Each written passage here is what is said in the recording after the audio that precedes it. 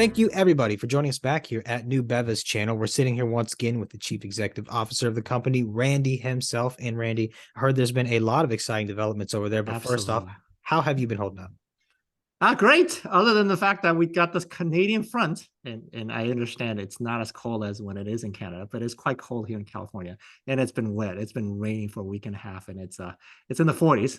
I know nobody's got to feel sorry for me, but that is cold for us. So other than that, it's been great. Yeah, that's cold for you guys. I'm sure. It's cold. Canada is playing the smallest violin for you guys right now. Yeah.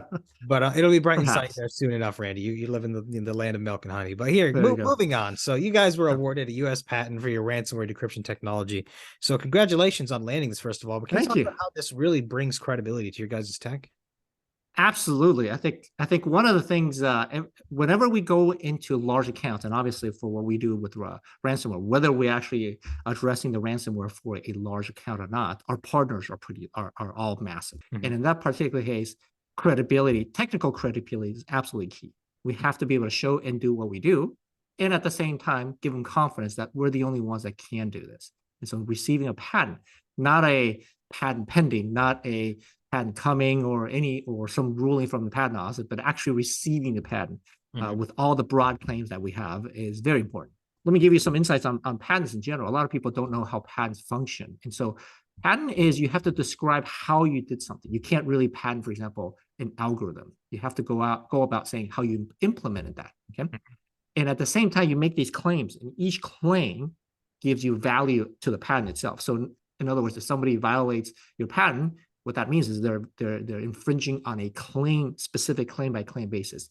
And because we're as far as we know, the first ones to claim ransomware reversal, we're able to make very broad claims because we're the first ones to ever go about this. And so the other thing that I want to mention is obviously our CTO, Greg Bannister, is key to this patent. And so that's why he was on the press release. And one of these days, we got to get him out here. For sure. But a lot of people ask me, his name is Greig. Greg, it is pronounced Greg. It's not Grieg. And his dad, he's from Australia. He's from Perth, Australia, and he lives in Sydney, Australia. His dad named that, my understanding, from a famous cricket player, which I just looked up. I believe is after Anthony William Gregg. I believe he may be Sir. Was he Sir? Not sure. So it's Tony Gregg, and that's spelled Greig. That makes sense. For those of you that wonder, Bannister is also a very famous name. It's I believe the first person that ran the mile in under 4 minutes is also Bannister. So there you go. It's Greg Bannister. Yeah, would love to get Greg on it sometime and talk about some of these things as well, being the chief technology officer. But on top of that, Randy, so first off, yeah, getting the patent. Actually, like you said, this isn't a patent pending. This isn't like, hey, we submitted for this or anything. It's all the way through, and you're breaking new ground with the ransomware decryption. Probably the first thing they've seen of it entirely, and that probably makes the process a lot easier, as you had said. So what else is going on with Nubeva? It seems like you guys have been gaining a lot of steam lately. Yes, so we are certainly winning deals, and I hope to be able to start announcing them soon. They're all pretty large, and in general, having the patent absolutely helps. So, and the other part is obviously everybody understands when we started embarking on the ransomware process or ransomware reversal solution, the first thing we did was install our sensors, and we'll get the keys, just like we did with our TLS sensors, right? So if you had our installed and you got a ransomware, you can call us with the keys would have been automatically generated, and we go about decrypting. Then we came out with a use case where it turns out that even sight unseen, even if our sensors were not actually on the system, we have, because of the understanding of our sensors being deployed and how they're run, we can actually derive the keys from that. And that's something that's been obviously very exciting. And it's something that I think I mentioned in the last maybe 2 videos ago, right? Yeah. So there's actually a brand new use case that actually shocked us. And so, as I mentioned, I think a few weeks or months ago, I mentioned that the fact that we would solve a ransomware and insurance would pay for a ransomware, and we were pretty frustrated. Why are you paying for it? I just decrypted everything for you, right? It turns out that there's an entire segment of people that obviously they paid and never approached us. And in those cases, their data is still not decryptable. So a lot of the ransomware, they spent significantly about more time on the ransoming, on the encrypting of the files, and not as much time actually decrypting them by the threat actors, right? And so we've been called in to actually go in and say, hey, can you decrypt this? We goes, okay, let's see if we can get the keys. And they said, you know what? Don't worry about the keys. We pay for the keys. We pay millions of dollars already for that. We got the keys, but it still doesn't decrypt. And so Oh, we go, what?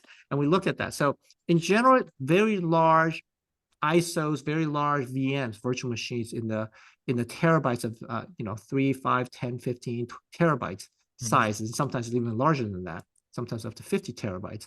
In those cases, a lot of the ransomwares, when they encrypt, they have bugs, just like any other software. They have bugs, Makes and their sense. decryptor simply doesn't decrypt the whole thing.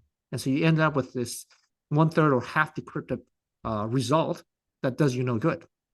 And so that is a brand new set of use cases that we're beginning to see, which is, you know what, ransom has been paid, they got a decryption, and we still don't get the data. So ironically, from that perspective, in all other use cases, we are probably the enemy of the threat actor. Mhm. In this particular case, we are as neutral as they come. We're helping everybody. Yeah, I mean, sooner or later, Randy, you're just going to be getting a call from these people running these ransomware companies like, hey, these guys already paid, Randy. Can you help us figure this out and decrypt this? We've been trying. It's just too big. I know. We bit off more than we can chew this time. Okay, well, by contract, I'm not allowed to talk to them. So, and obviously, but morally, I'm also not allowed to. I'm not supposed to talk to them. But other than that, I think I'm on everybody. This is for the first time we're on everybody's side there. Fair enough. Fair enough. Not Well, Randy, it recording the sounds data. like you guys have been doing really well lately. And aside from like you said, the Kafka-esque nature of the insurance companies and paying everything, really seems like the nature of ransomware is really going to be on its heels at this point with you guys. Yes, absolutely. And we are beginning to see more and more yet again. And a lot of people predicted that when the war in Ukraine would settle a little bit. It's not over yet, which is a shame. But as it settles, then you're gonna start seeing a lot more ransomware pop up, and that's exactly what's happening. So Well, Randy, I'll try to turn it back to a positive note here. there you Congratulations go. on the patent. And if Okay, thank you. Thank you. anyone has any questions, don't be afraid to reach out. Happily answer them for you. And stay tuned for more exciting updates, of course, coming soon. Any closing words from you, Randy? No, I think the only other thing, I believe this is the first time I'm using the Warriors background. So I Sure. think Warriors need a little bit of help starting the season in a rough patch. So all right, go Warriors. Go Warriors.